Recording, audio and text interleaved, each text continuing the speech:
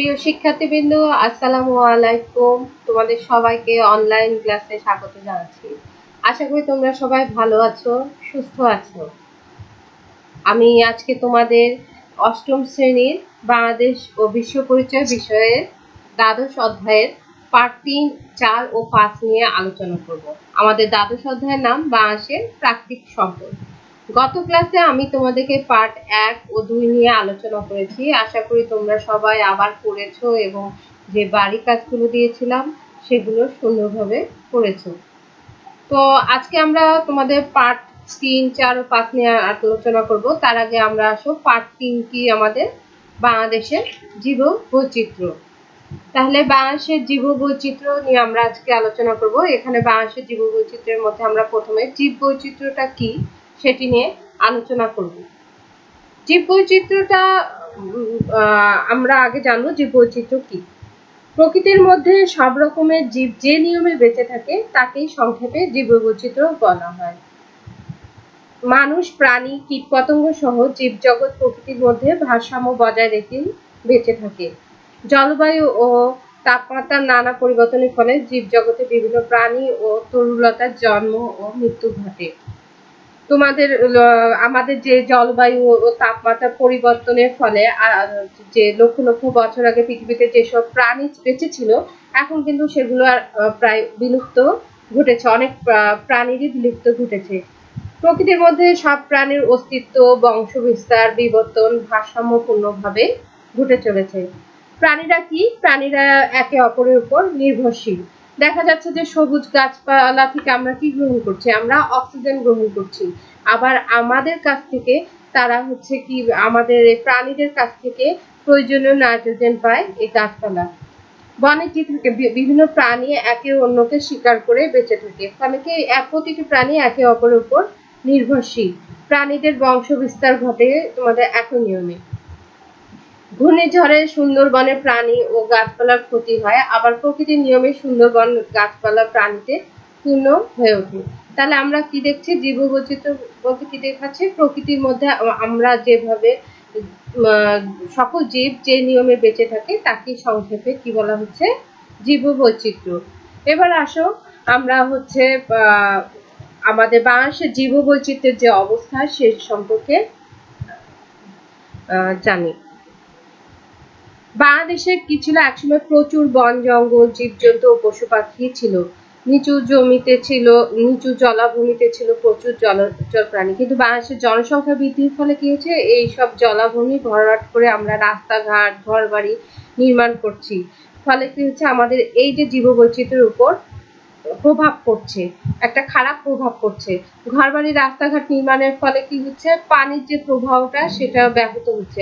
ফলে কি হচ্ছে? আমাদের যে জলচর প্রাণী বা মাছ রয়েছে সেগুলোর বংশ বিস্তার বাধার সৃষ্টি হচ্ছে। আবার একইভাবে তোমাদের ঘরবাড়ি, রাস্তাঘাট ও শহর গড়ে ওঠার ফলে কি হচ্ছে? আমাদের দেশে কৃষি জমির পরিমাণও কমে যাচ্ছে। আমরা কি করছি? কৃষি জমির উপর বিভিন্ন শিল্প কারখানা তৈরি করে ফেলছি। ফলে কি হচ্ছে? এই যে শিল্প কারখানা থেকে বিভিন্ন যে রাসায়নিক বর্জ্য নষ্ট হচ্ছে তাতে জমির উর্বরতা আস্তে আস্তে কমে যাচ্ছে। বেশি মানুষের ফলে কি হচ্ছে? বেশি খাদ্য উৎপাদনের লক্ষ্যে আমরা কি করছি? জমিতে বিভিন্ন সময় রাসায়নিক সার, কীটনাশক ব্যবহার করছি। এর ফলেও কিন্তু আমাদের বিভিন্ন মাছ, তারপর পাখির বংশ বিস্তারও বাধাগ্রস্ত হচ্ছে। তাতেও কিন্তু আমাদের এই যে জীববৈচিত্র্যটা রয়েছে সেটা নষ্ট হচ্ছে। এই দেশের জনসংখ্যা বেড়ে যাওয়ার ফলে কি হচ্ছে? গাছপালা, প্রাণী সম্পদ ও মৎস্য সম্পদের উপর তাহলে চাপ পড়ছে। শহরে গ্যাস ও পানি সরবরাহ কমে যাচ্ছে। গ্রামাঞ্চলেও গাছপালা কমে যাওয়ার ফলে সেখানেও কি হচ্ছে? তাপমাত্রা বেড়ে যাচ্ছে। ফলে জীববৈচিত্র্য নষ্ট হওয়ার ফলে আমাদের একটা ভয়ঙ্কর এই জীববৈচিত্র্য নষ্ট হওয়ার পরিণতি হিসেবে আমাদের একটা বিপদ কিন্তু রয়েছে। এই যে আমাদের যে বিপদ বা আমরা একটা ভয়ঙ্কর ক্ষতির সম্মুখীন হচ্ছি, এই ভয়ঙ্কর এই জন্য কি করতে হবে? আমাদের জীববৈচিত্র্যটা রক্ষা করতে হবে। আর এই জীববৈচিত্র্য রক্ষার জন্য আমাদের কিছু করণীয় রয়েছে। আজকে আমরা সেই জীববৈচিত্র্য করণীয় সম্পর্কে দেখি আমাদের কি কি আমরা করতে পারি। এই জীববৈচিত্র্য রক্ষার জন্য। দেখো, প্রথমে আমরা জনসংখ্যা কমিয়ে আনতে পারি, তার মানে আমাদের জনসংখ্যা কমিয়ে আনতে হবে। তারপরে কৃষি জমি নষ্ট করা যাবে না, কৃষি উৎপাদনের জীববৈচিত্র্য রক্ষা নীতি অনুসরণ করতে হবে। অপ্রয়োজনে সার ও কীটনাশক ব্যবহার করা যাবে না, স্বাভাবিক পানি প্রবাহ বন্ধ করা যাবে না, জলাধার নির্মাণ ও সংরক্ষণ করতে হবে, রাসায়নিক দ্রব্য ব্যবহারের নিয়ম মেনে চলতে হবে, খনিজ সম্পদ ব্যবহারের প্রাকৃতিক নিয়ম মানতে হবে, বনজ সম্পদ বাড়াতে হবে এবং দেশে আরো বন সৃষ্টি করতে হবে, পশু ও মৎস্য সম্পদ রক্ষা ও বৃদ্ধি করতে হবে। জীববৈচিত্র্য রক্ষার জন্য সরকারি ও ব্যক্তি পর্যায়ে সর্বোচ্চ সতর্কতা গ্রহণ করতে হবে। মনে রাখতে হবে, বাংলাদেশের জীববৈচিত্র্য সর্বোচ্চ হুমকির মুখে রয়েছে। তাহলে আমরা এই পাঠ থেকে কি জানলাম? জীববৈচিত্র্য কি, বাংলাদেশের জীববৈচিত্র্যের অবস্থা কি কি কারণে আমাদের জীববৈচিত্র্যের ক্ষতির সম্মুখীন হচ্ছে সেগুলো আমরা দেখলাম। যে আমরা জলাভূমি বন্ধ করে দিচ্ছি, তারপরে হচ্ছে কৃষি জমিতে বিভিন্ন কারখানা তৈরি করার ফলে আমরা কৃষি জমির উর্বরতা নষ্ট করে ফেলছি, তারপরে হচ্ছে এর ফলে আমাদের গাছপালা, প্রাণী সম্পদ, মৎস্য সম্পদ সবকিছুই ক্ষতির সম্মুখে পড়ছে। আর এগুলো রক্ষা ফলে আমাদের কি করতে হবে? জীববৈচিত্র্যটাকে রক্ষা করতে হবে। আর এই জীববৈচিত্র্য রক্ষা করার জন্য আমাদের কিছু করণীয় সম্পর্কে আমরা জানতে পারলাম। তাহলে আমাদের পার্ট 3 সম্পর্কে আমাদের আর কোনো আশা করি সমস্যা নেই। এবার আমরা আসো পার্ট 4-এ চলে যাই। পার্ট 4-এ কি রয়েছে? আমাদের বাংলাদেশের প্রধান প্রধান শিল্প। আমাদের বাংলাদেশের প্রধান প্রধান শিল্প, আমাদের বাংলাদেশের অর্থনীতিতে শিল্প একটা গুরুত্বপূর্ণ খাত। আমাদের যে মোট অভ্যন্তরীণ উৎপাদন রয়েছে, যেটা জিডিপি বলে, এই খাতের অবদান ক্রমশ বৃদ্ধি পাচ্ছে। দেশি ও বিদেশি উদ্যোক্তারা ইতিমধ্যে বাংলাদেশে বেশ কিছু শিল্প প্রতিষ্ঠান গড়ে তুলেছে। বাংলাদেশে আর্থসামাজিক জীবনে যার ব্যাপক প্রভাব পড়ছে। তাহলে আমাদের এই শিল্প, আমাদের কি কি শিল্প রয়েছে এখন আমরা সেই সম্পর্কে দেখব। দেখো, আমাদের পাঠ্য বইয়ে প্রথমে রয়েছে পাট শিল্প। পাট শিল্প আমাদের যাত্রা শুরু হয় 1951 সালে নারায়ণগঞ্জে আদমজী পাটকল প্রতিষ্ঠার মাধ্যমে। আর আমাদের এই পাট শিল্প কিন্তু এককালে ছিল প্রধান অর্থকরী ফসল। আর পাট বিক্রি করে কি করতো? কৃষকরা তার পরিবারে টাকার চাহিদা পূরণ করত। আগে কি হতো? পাট দিয়ে শুধু আমরা বস্তায় উৎপাদন করতাম। এখন কিন্তু পাট দিয়ে কিন্তু আমরা নানা ধরনের পণ্য সামগ্রী তৈরি করে থাকি। এখন পাটের কি রয়েছে? পাটের সব আমাদের অনেক ব্যাগ রয়েছে, ব্যাগ তৈরি করা হয়, বা অনেক সময় শোপিস গুলো তৈরি করা হয়। এখন পাটের কিন্তু অনেক সুন্দর সুন্দর জিনিস পাওয়া যায়। এবার আসো আমরা পরবর্তী শিল্পে যাই, আমাদের বস্ত্র শিল্প। এই বস্ত্র শিল্প আমাদের 1947 সালে এদেশে মাত্র 8টি বস্ত্রকল ছিল। বর্তমানে ঢাকা, কুমিল্লা, নোয়াখালী, চট্টগ্রাম, টাঙ্গাইল প্রভৃতি অঞ্চলে প্রচুর বস্ত্র ও সুতাকল রয়েছে। বাংলাদেশে তুলনামূলকভাবে কম মূলধন ও অধিক শ্রমিক ব্যবহার করে এই শিল্পের উৎপাদন বাড়ানো সম্ভব। শিল্পায়নের প্রাথমিক পর্যায়ে বস্ত্র শিল্পের প্রাধান্য ছিল। তাহলে আমাদের 8টি বস্ত্রকল ছিল 1947 সালে, আর বর্তমানে আমাদের প্রচুর বস্ত্র সুতাকল রয়েছে। এরপরে আমরা পরবর্তী শিল্পে যাই। দেখো, পোশাক শিল্প। সাম্প্রতিককালে বাংলাদেশে তৈরি পোশাক শিল্পের উল্লেখযোগ্য অগ্রগতি হয়েছে। গত শতকে 80-র দশকে এই শিল্পের অগ্রযাত্রা শুরু হয়। অতি অল্প সময়ে এই শিল্পটি দেশের বৃহত্তম রপ্তানিমুখী শিল্পে পরিণত হয়েছে। দেশে বর্তমানে প্রায় 3000-এরও অধিক পোশাক শিল্প ইউনিট রয়েছে। তাহলে কত? বর্তমানে প্রায় 3000-এরও বেশি হচ্ছে তোমার পোশাক শিল্প ইউনিটে রয়েছে। এতে আমাদের কত লক্ষ শ্রমিক কাজ করছে? এতে আমাদের প্রায় 40 লক্ষ শ্রমিক কাজ করছে। আর আমরা বর্তমানে আমেরিকা যুক্তরাষ্ট্র ও ইউরোপের দেশগুলোতে বিপুল পরিমাণ পোশাক রপ্তানি করে আমরা বিপুল পরিমাণ বৈদেশিক মুদ্রা আয় করে থাকি। এরপরে আসা আমাদের পরবর্তী শিল্প হচ্ছে চিনি শিল্প। বাংলাদেশে প্রচুর আখের চাষ হয়। আখ থেকে চিনি ও গুড় তৈরি হয়।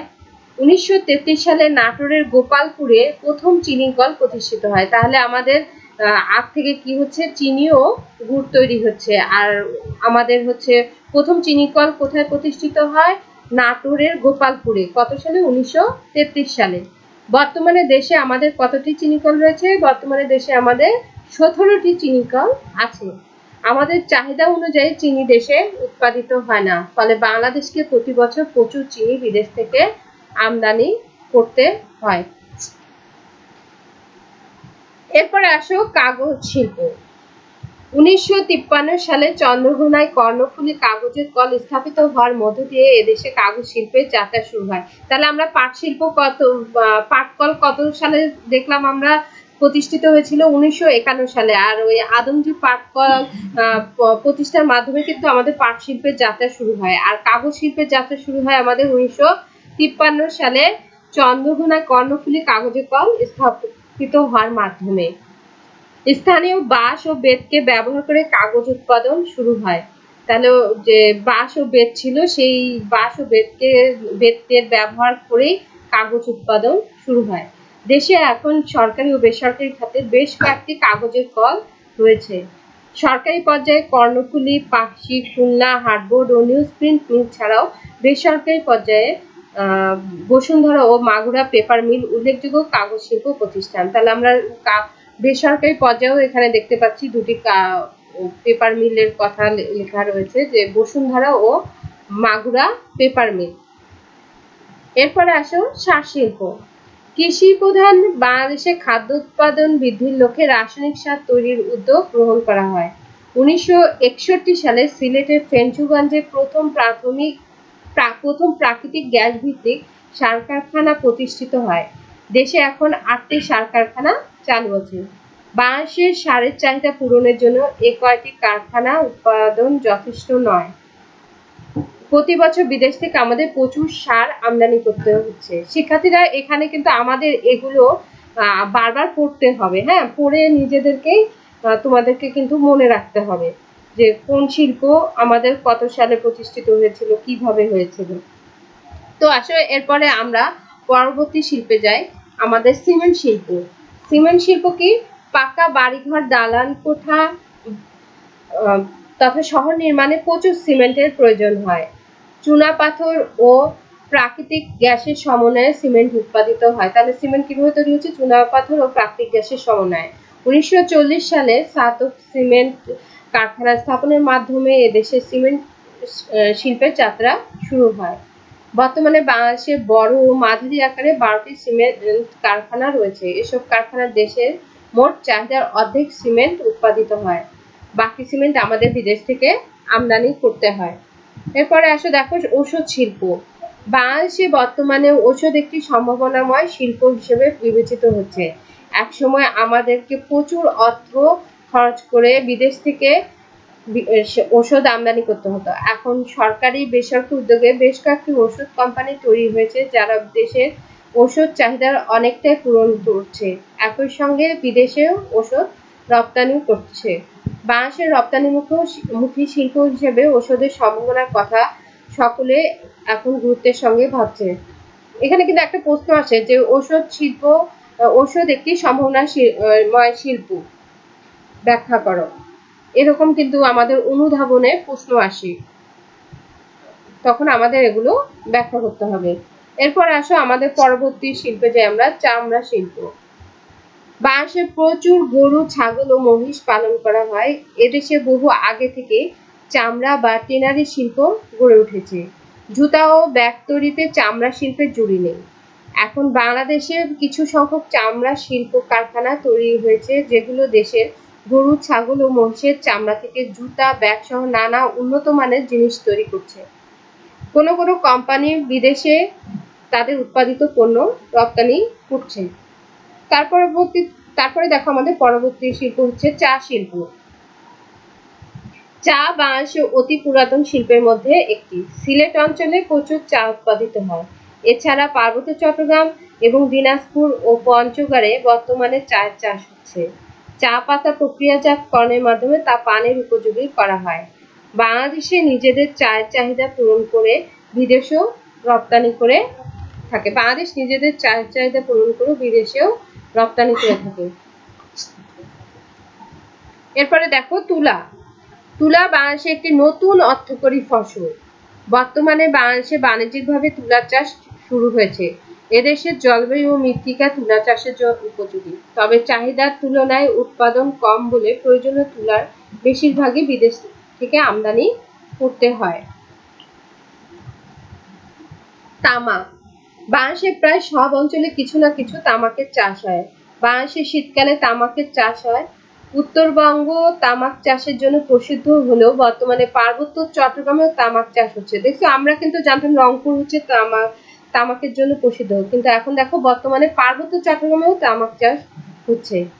বাংলাদেশ তামাক উৎপাদনে স্বয়ংসম্পূর্ণ না হয় প্রতি বছর বিদেশ থেকে প্রচুর তামাক ও তামাকজাত দ্রব্য আমদানি করতে হয়। তারপর দেখো আমাদের পরবর্তী শিল্প দেখো চিংড়ি। বাংলাদেশের অর্থনীতিতে চিংড়ি মাছের গুরুত্ব অপরিসীম। বর্তমানে বাংলাদেশে চিংড়ি অন্যতম বৈদেশিক মুদ্রা অর্জনকারী পণ্য, তাই চিংড়িকে বাংলাদেশের সাদা সোনা বলা হয়। এখানেও কিন্তু একটি প্রশ্ন আসে, চিংড়িকে বাংলাদেশের সাদা সোনা বলা হয় কেন, ব্যাখ্যা করো। তো আমরা আমাদের এই পাঠে আমরা বেশ কিছু শিল্প সম্পর্কে জানলাম। এছাড়াও দেখো আমাদের বাংলাদেশে নানা ধরনের ছোট ও মাঝারি শিল্প রয়েছে। নতুন নতুন শিল্প কারখানা তৈরি হচ্ছে। ওইসব কারখানা থেকে বিভিন্ন পণ্য সামগ্রী তৈরি হচ্ছে, যা আমাদের চাহিদা পূরণে গুরুত্বপূর্ণ ভূমিকা পালন করছে। তাহলে আমাদের এই শিল্পগুলো আমাদেরকে আরেকবার পড়তে হবে, হ্যাঁ, ভালো করে পড়ে তোমাদেরকে মনে রাখতে হবে। কারণ এই প্রত্যেকটা শিল্প থেকে দেখা যায় যে অনুধাবন প্রশ্ন আসে, বা আবার তোমাদের পরবর্তীতে যে গ ঘয়ের অ্যান্সার আছে, প্রশ্ন আছে, সেগুলো থেকেও উদ্দীপক থেকেও দেখা যায় এখানে প্রশ্ন করা হয়। ফলে আমাদের এগুলো মনে রাখতে হবে, তোমাদেরকে বারবার করতে হবে এবং করে মনে রাখতে হবে। আবার জ্ঞানমূলক প্রশ্নও এখান থেকে অনেক আসার সম্ভাবনা রয়েছে, যেমন অনেক সাল রয়েছে, তারপরে কতটি কারখানা রয়েছে, এইরকম অনেক ছোট ছোট প্রশ্ন রয়েছে। তাহলে আসো আমরা আমাদের পার্ট 3 ও 4 হলো, এবার আমরা আসো আমাদের পার্ট 5-এ যাই। পার্ট 5 কি? বাংলাদেশের আর্থ-সামাজিক উন্নয়নে শিল্পের অবদান। আর্থ-সামাজিক উন্নয়নে শিল্প। বর্তমান বিশ্ব ব্যবস্থায় অত্যন্ত দ্রুত কি হচ্ছে? শিল্পায়ন ঘটছে। নতুন নতুন প্রযুক্তি ব্যবহার ঘটিয়ে মানুষ বিভিন্ন ধরনের পণ্য সামগ্রী তৈরি করছে। সেই সব পণ্য নিয়ে তারা ব্যবসা বাণিজ্য করছে, আবার জীবন জীবিকাও নির্বাহ করছে। শিল্প বিকাশে মানুষের উদ্যোগ, পুঁজি এবং গবেষণা অভিজ্ঞতায় প্রধান ভূমিকা পালন করে থাকে। তাহলে শিল্প বিকাশে কি কি লাগছে? মানুষের উদ্যোগ লাগছে, তারপর পুঁজি লাগছে, গবেষণা এবং অভিজ্ঞতা প্রয়োজন রয়েছে। এখন সকল রাষ্ট্রই দ্রুত শিল্পায়ন ঘটানোর জন্য উদার নীতিমালা প্রণয়ন করছে। দেশি বিদেশি শিল্পোদ্যোক্তাদের নিজ দেশে পুঁজি বিনিয়োগ ও শিল্প প্রতিষ্ঠার জন্য আমন্ত্রণ জানাচ্ছে। এর ফলে অর্থনীতিতে ব্যাপক উন্নয়ন হচ্ছে। অর্থনৈতিক উন্নয়নে দেশের জনগণের অবস্থার পরিবর্তন ঘটাতে সহায়তা করে। সে কারণে দ্রুত দেশের আর্থ-সামাজিক পরিবর্তন বা উন্নতি ঘটাতে হলে শিল্প বিকাশের কোনো বিকল্প নেই। এমনকি কৃষি বা সেবা খাতেও উন্নতি করতে হলে শিল্পের বিকাশ ঘটাতে হবে। সেই সব খাত এখন কি হচ্ছে? যন্ত্র প্রযুক্তির ব্যবহারে ব্যাপক উন্নতি লাভ করছে। ফলে কৃষকের আর্থ-সামাজিক অবস্থাও এখন শিল্পায়নের সঙ্গে গভীরভাবে যুক্ত হয়ে পড়ছে। শিল্প ও প্রযুক্তি ব্যবহার করে এখন কৃষক অধিক ফসল ফলাচ্ছে। নিজের চাহিদা পূরণ করেও বাজারে ফসল বিক্রি করে নিজের অন্যান্য চাহিদা পূরণ করতে পারছে। ফলে সামাজিকভাবে কৃষকের জীবনযাত্রাও এখন আগের চেয়ে অনেক নিরাপদ হয়ে উঠছে। তাহলে আমরা দেখছি কৃষি ক্ষেত্রেও আমাদের শিল্পের একটা ভূমিকা রয়েছে। এরপর আসো এই যে বাংলাদেশের শিল্প বিকাশের প্রভাব।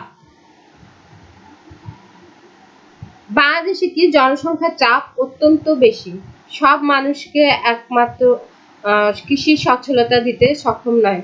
এ অবস্থায় কি করতে হবে? কলকারখানায় কাজ করে শ্রমজীবীদের পরিবারের দারিদ্র্য ঘোচানো সম্ভব হয়।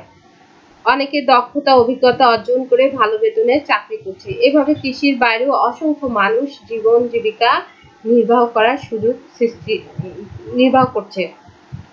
বাংলাদেশে একমাত্র গার্মেন্টস শিল্পের সঙ্গে এখন প্রায় 40 লক্ষ মানুষ জড়িত আছে। এদের মধ্যে বিপুল সংখ্যক হলো নারী, যারা নিজেদের দায়িত্ব ঘুচাতে গার্মেন্টসে যুক্ত হচ্ছে। তারা স্বাবলম্বী মানুষ হিসেবে গড়ে উঠছে। তাহলে কি হচ্ছে, বাংলাদেশের মানুষ শুধু এখন কৃষির উপরে নির্ভর নয়, তারা কি করছে, বিভিন্ন নিজেদের দক্ষতা অর্জন করে ভালো বেতনে চাকরি করছে, আবার কেউ কলকারখানায় চাকরি করছে। বাংলাদেশে এখন গার্মেন্টস শিল্পে প্রায় 40 লক্ষ মানুষ জড়িয়ে আছে। এর মধ্যে বেশিরভাগই হচ্ছে নারী, যারা কি করছে, তাদের এই দারিদ্রতা ঘোচাতে গার্মেন্টসে যুক্ত হচ্ছে এবং নিজেরা স্বাবলম্বী হয়ে উঠছে। আবার এই অনেকে কি করছে, এই কাজের পাশাপাশি লেখাপড়া ও প্রশিক্ষণ নিয়ে আবার অধিকতর দক্ষতা অর্জন করছে। শুধু নিজেরাই করছে না, নিজেদের সন্তানদেরও তারা কি করছে, লেখাপড়ার মাধ্যমে যোগ্য নাগরিক হিসেবে গড়ে তোলার চেষ্টা করছে। শুধু গার্মেন্টসে নয়, অন্যান্য খাতেও গ্রাম থেকে আসা লক্ষ লক্ষ মানুষ তাদের জীবিকার সংস্থান করছে। এভাবে শিল্প ও প্রযুক্তির সংস্পর্শে এসে তারা কি করছে, যেমন একদিকে তাদের অর্থনৈতিক অবস্থার পরিবর্তন করছে, অন্যদিকে তাদের কি করছে, সামাজিক ভাবেও তাদের উন্নতি ঘটাচ্ছে। তারা কি করছে, নতুন আবাসন, শিক্ষা, চিকিৎসা, জ্ঞান বিজ্ঞানের সুযোগ কাজে লাগাচ্ছে। এতে কি হচ্ছে, দেশের আর্থসামাজিক অবস্থার দ্রুত পরিবর্তন ঘটছে। শহরে অতি দরিদ্রের চেয়ে নিম্নবিত্ত, মধ্যবিত্ত, উচ্চবিত্ত সংখ্যা বৃদ্ধি পাচ্ছে। চাকরি, ব্যবসা বাণিজ্য, শিক্ষকতা, আইন, ব্যবসা সহ নতুন নতুন পেশায় মানুষ যুক্ত হচ্ছে। মানুষ এভাবে শিল্প ও প্রযুক্তির সঙ্গে যুক্ত হয়ে যে আর্থসামাজিক জীবন ব্যবস্থা গড়ে তুলছে, তাকে সংক্ষেপে আধুনিক জীবন ব্যবস্থা বলা হচ্ছে। তাহলে মানুষ কি করছে, আস্তে আস্তে নিজেদের জীবনের উন্নতি ঘটাচ্ছে। তাদের শুধু অর্থনৈতিক ব্যবস্থারই তারা উন্নতি ঘটছে না, এ সকল ফলে সামাজিক জীবনেও উন্নতি ঘটছে। তারা বিভিন্ন প্রযুক্তির ব্যবহার করছে, ফলে আস্তে আস্তে মানুষের জীবন ব্যবস্থার উন্নতি ঘটছে। আর এই জীবন ব্যবস্থার যে উন্নতি ঘটছে, তাকে সংক্ষেপে বলা হচ্ছে আধুনিক জীবন ব্যবস্থা। পৃথিবীর উন্নত দেশগুলো শিল্পের উন্নতি ঘটিয়ে উন্নত আর্থসামাজিক ব্যবস্থা গড়ে তুলতে সক্ষম হয়েছে। এখানে শিল্প, তথ্য প্রযুক্তি ও বিজ্ঞানের দ্রুত প্রসার ঘটিয়ে আমরা উন্নত আর্থসামাজিক ব্যবস্থা গড়ে তুলতে সক্ষম হব। তাহলে আজকে আমরা আমাদের এই পাঠ থেকে কি কি শিখলাম? এই পাঠ থেকে আমরা বাংলাদেশে জীববৈচিত্র্য কি জানলাম, বাংলাদেশের জীববৈচিত্র্যের অবস্থা সম্পর্কে জানলাম এবং জীববৈচিত্র্য রক্ষা করার জন্য আমাদের কি কি করণীয় সে সম্পর্কে জানলাম। আবার আমাদের দেশে যে শিল্প রয়েছে, সে শিল্পগুলো সম্পর্কে আমরা জানলাম। এছাড়া আমাদের যে আর্থসামাজিক উন্নয়নের শিল্পের প্রভাব রয়েছে, শিল্প বিকাশের যে প্রভাব রয়েছে, সে সম্পর্কেও জানলাম। আশা করি তোমাদের এই অধ্যায়টা ভালোভাবে বুঝতে পেরেছো তোমরা সবাই। আমরা এই অধ্যায়টি আবার করব এবং আমাদের এই অধ্যায়ে আমি তোমাদের দুটি সৃজনশীল প্রশ্ন দিয়েছি, তোমরা সেই সৃজনশীল দুটো প্রশ্ন করে রাখবে। দেখো তোমাদের বাড়ির কাজ দুটি দেখে নাও।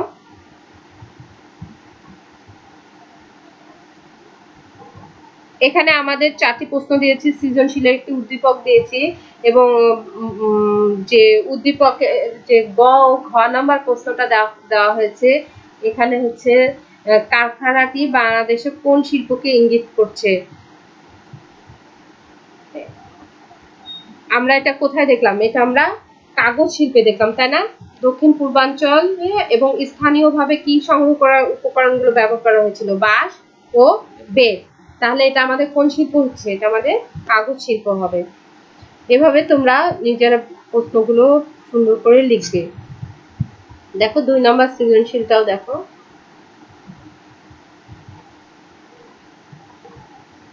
আশা করি গত ক্লাসে যে আমি তোমাদেরকে বহু নির্বাচনী প্রশ্নগুলো লিখতে বলেছিলাম, তোমরা লিখেছো। বহু নির্বাচনের প্রশ্নগুলো লিখেছো, এখান থেকেও ওরকম 20টি প্রশ্ন তোমরা বের করে নিও, তাহলে আবার পড়া হবে এবং সেগুলো তোমাদের লেখা থাকলে তোমরা আবার হঠাৎ খাতা খুলে দেখতেও পারবে যে কি কি ছিল। ঠিক আছে, আজকে আমাদের এ পর্যন্তই। তোমরা সবাই ভালো থাকো, সুস্থ থাকো এবং যেদিনের পড়া সেদিনই পড়ে কমপ্লিট করবে আশা করি। এই অধ্যায়টি আবার ভালো করে করবে, কারণ এই অধ্যায়টাই হচ্ছে পড়তে হবে, এখানে বোঝাচ্ছে মনে রাখাটাই বেশি এই অধ্যায়ে। তোমরা সবাই আবার পড়বে। তো আজকে এই পর্যন্তই, ধন্যবাদ তোমাদের সবাইকে। আসসালামু আলাইকুম।